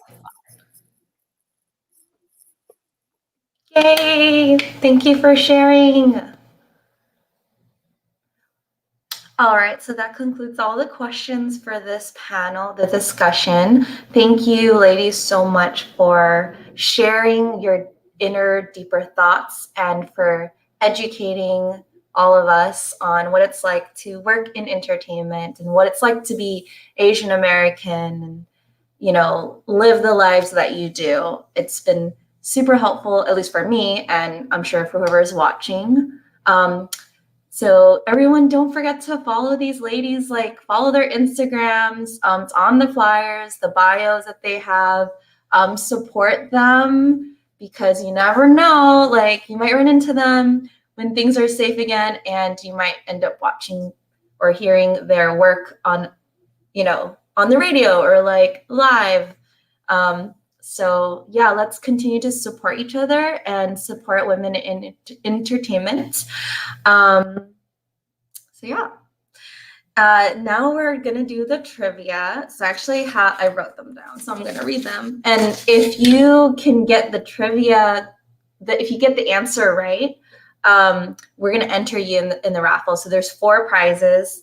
In the comments below, just write your, or message the answer in the comments, and then we'll enter you in the raffle.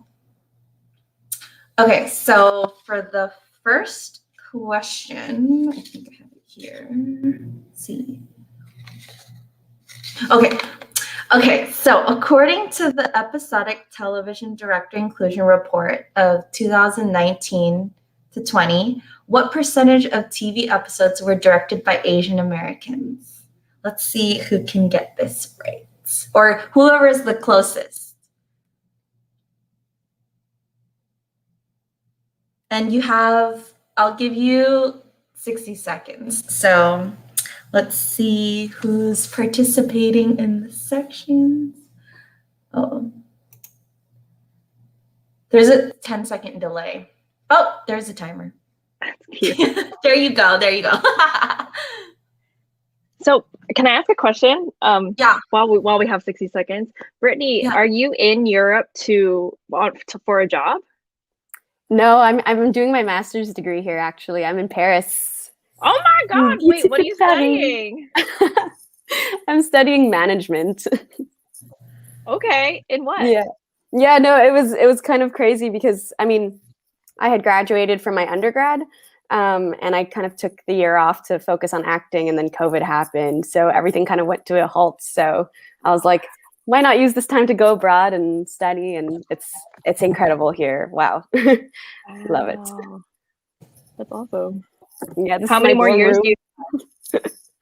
Oh, It's a 2-year program, so gotcha. yeah, You'll be done in no time. so quickly already. Yeah.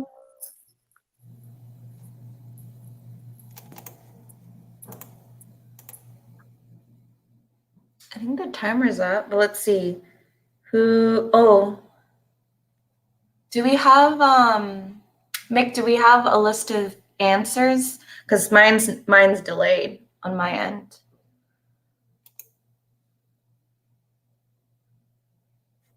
Oh, you have to unmute yourself. Only There you one go. person answered, and that was Arvin. Okay. Yeah, Well, no one answered. So yeah, let's go to the second question. It's okay. You know what? Like, let's let the panelists participate in the Okay, prize. yeah. So Yeah. why don't you ladies Oh, there's actually comment? someone. Oh yeah. Someone answered it. Monica. I see it.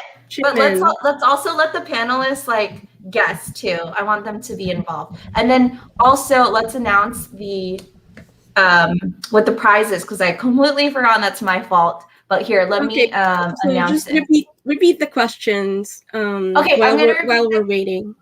Okay, I'm gonna. Sorry, it's my first time doing a trivia, so like, I'm sorry if this is messy. So it was what percentage of TV episodes were directed by Asian Americans?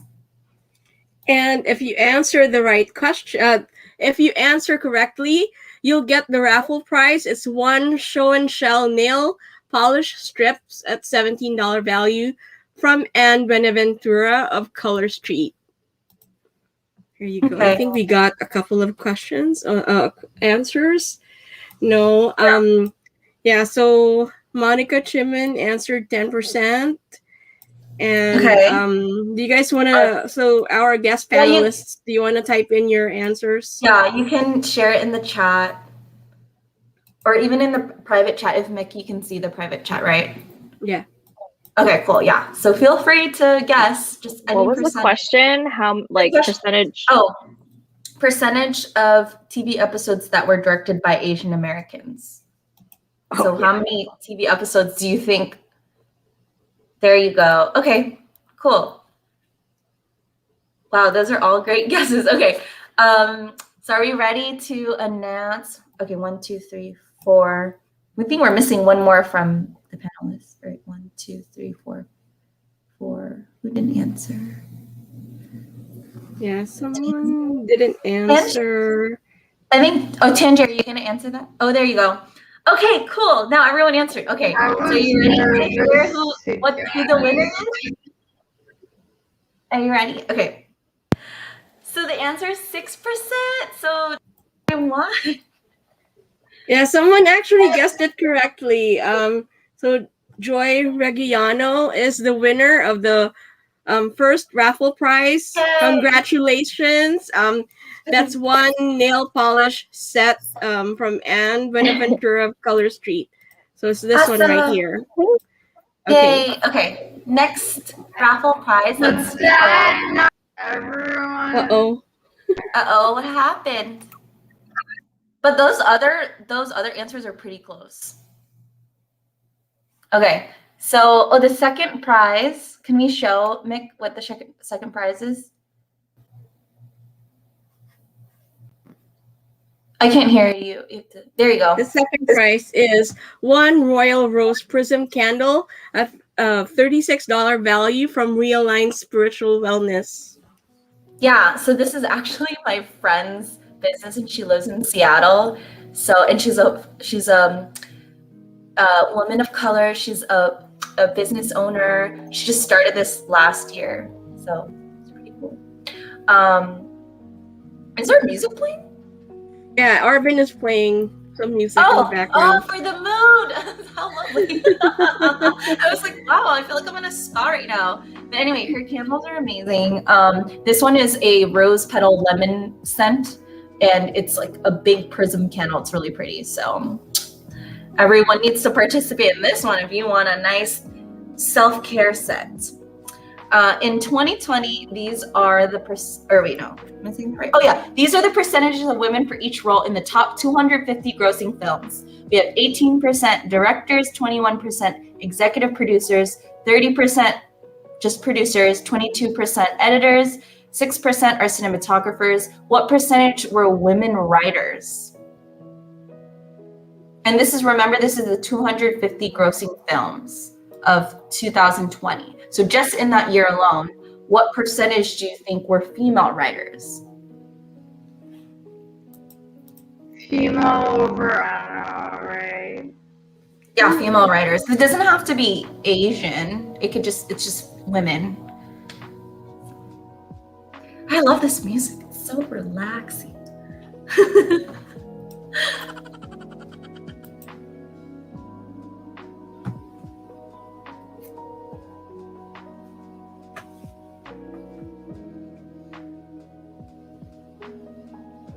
I feel like 30 seconds is so long. Okay, we can stop it. Let's just do 30 seconds. Okay. So are you ready?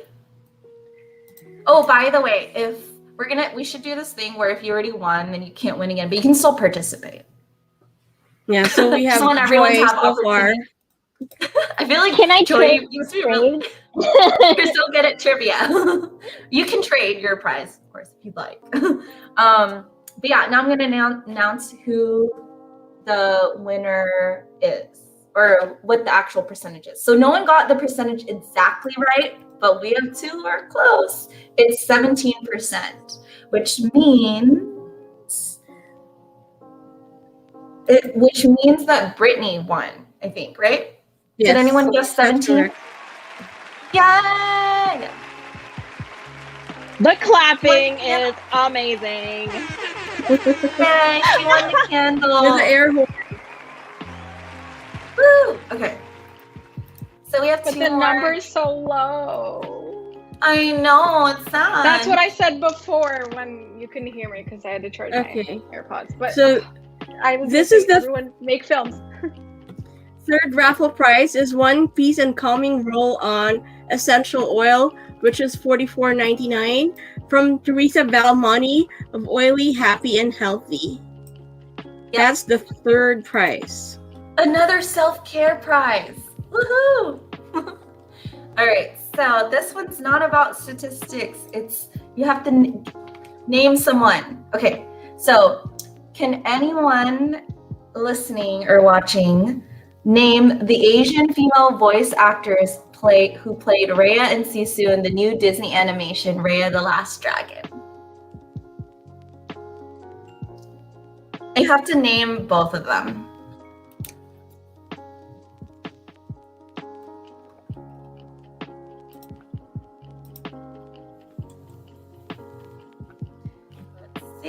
Let's see who's right.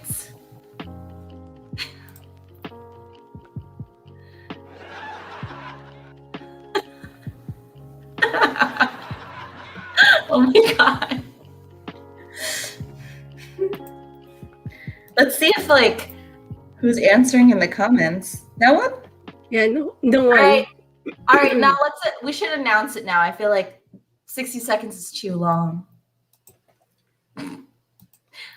All right, so the winner is for this round, and because I don't see, someone else entered.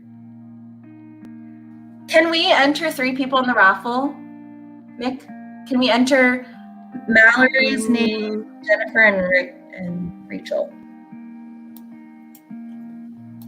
Enter all 3, and then let's do. Oh yeah. Like we'll do the wheel of Yeah, The wheel we're of gonna do a names. wheel. We have 3 people who got it right. Actually 4, because Joy keep getting them all right. But the answer, the answer is Yeah, so yeah. 3 Well, let me people know. answered it. So Arvin, are you out there? Can we bring in the wheel of names? By the way, I'm just gonna say what the answer is because I didn't do that yet. So Kelly Marie Tran and Aquafina play the voices in that Disney animation film.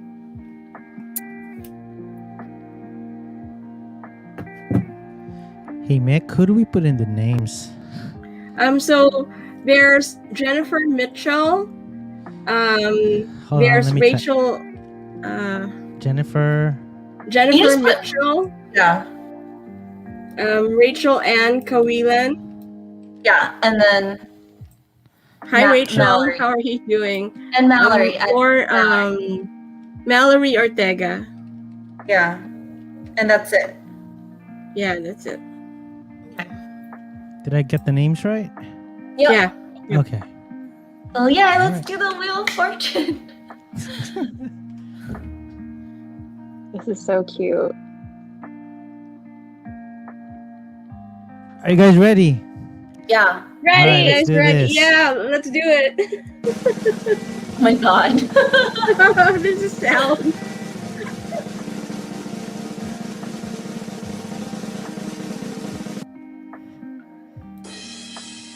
Hooray, Jennifer! Yes, that's my Jennifer friend. won. That's my best friend. Oh yay! Someone's best Congratulations. friend won. Yay! Okay. And so this is our last prize. Raffle prize number 4 is 1 gift card. That's a $50 value from Miss Thang. Okay. So that So what's the question? company actually one of my friends online store she just launched like earlier this year. Filipina founded Let me show it clothing again. brand. Yeah. There you go. There you go. Los Angeles bred online store obsessed with fun, feminine, effortless, chic styles that represent Cali vibes. Our collections are curated piece by piece with the local fashionista in mind. We love the way clothes transform the way people feel, and our goal is to make you look and feel confident always. And it's a $50 gift card for her online store. And then these are just some photos that I selected from her website.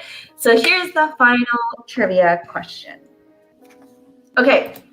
Guys, for the first time in history of the Oscars, more than one female filmmaker has been nominated for an Academy Award for Best Director in a single year. One of them is Emerald Fennell, who directed Promising Young Women. But what is the other film title and who directed it? And you have 30 seconds. Or, yeah, we'll do 30 seconds. Who can answer this? I feel like this is the hardest one, right, guys? No? This is the hardest question ever. Well, the Oscars just happened, so I figured it's like relevant, you know. The nominations came out. I don't know if they announced it, but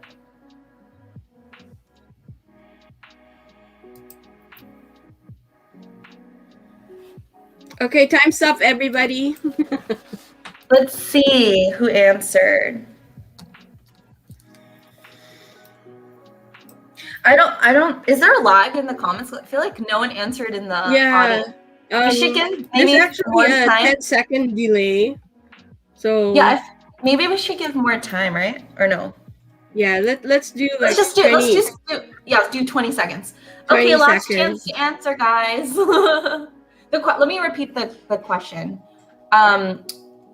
Who is the female filmmaker? Who were one of the other filmmakers who got nominated for their film, Best Directed Film?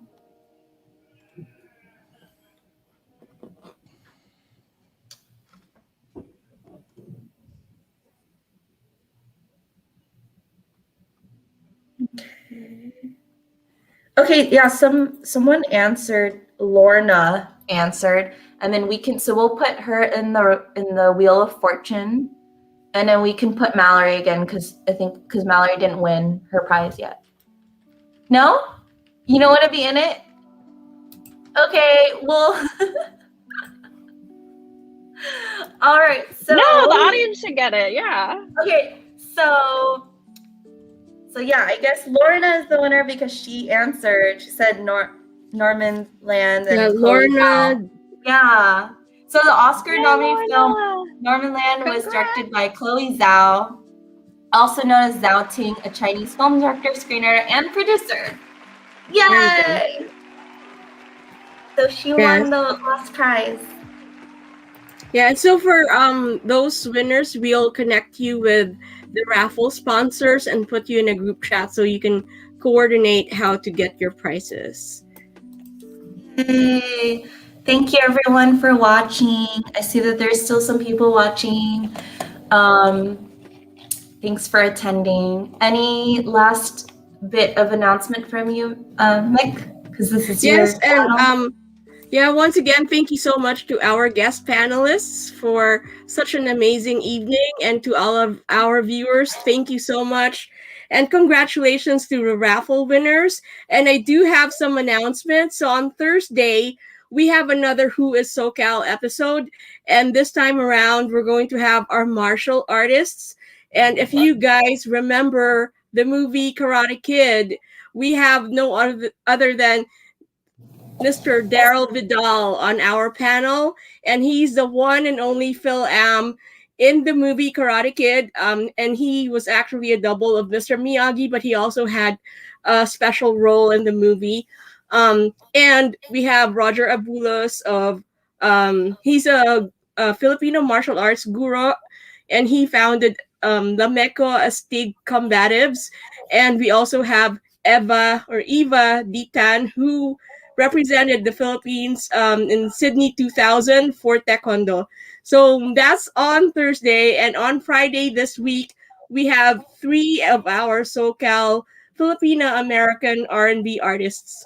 So I'll see you guys on Thursday at 8 o'clock p.m. And thank you. Yeah, so back to you, Angela. Yeah, thanks for watching. Please continue to support Mick Diaz, her panels. And I know that, our Women's History Month is coming to an end, but please continue to support women and their dreams and their careers, and just be supportive always. Thank you. And thank you to all of you once again. Good night. And of course, before I forget, thank you to our sponsors, Miss Olivia Kidoko of O Skin Care and Med Spa, Miss Marilyn Sanga of the Law Offices of Marilyn Sanga, and of course, Formula M Creatives Inc., and all of our raffle sponsors. Thank you so much, everybody. Good night.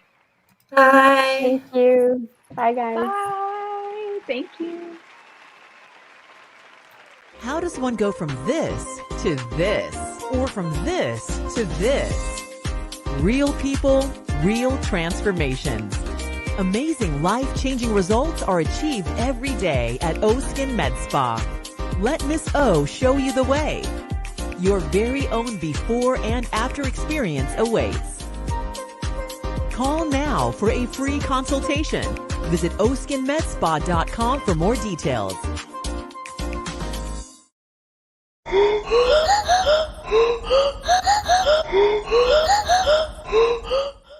Hi, I'm Daryl Vidal of The Karate Kid Part 1. That's me on the post back there, doubling for Mr. Miyagi. Join me and some of the finest Filipino-American martial artists in Who is SoCal on Thursday, April 1st at 8 p.m. Watch us live on Mick Diaz Presents Facebook page and YouTube channel. See you there.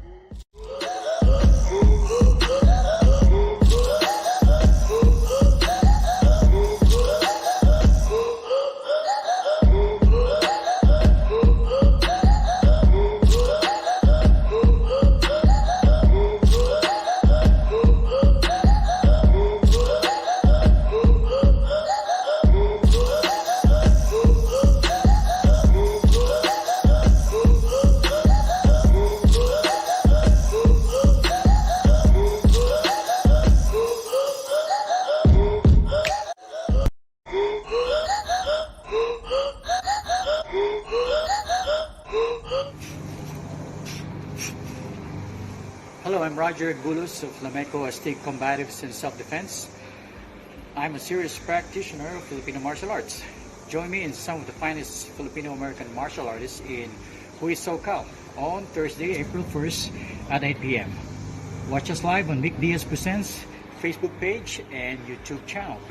See you all there.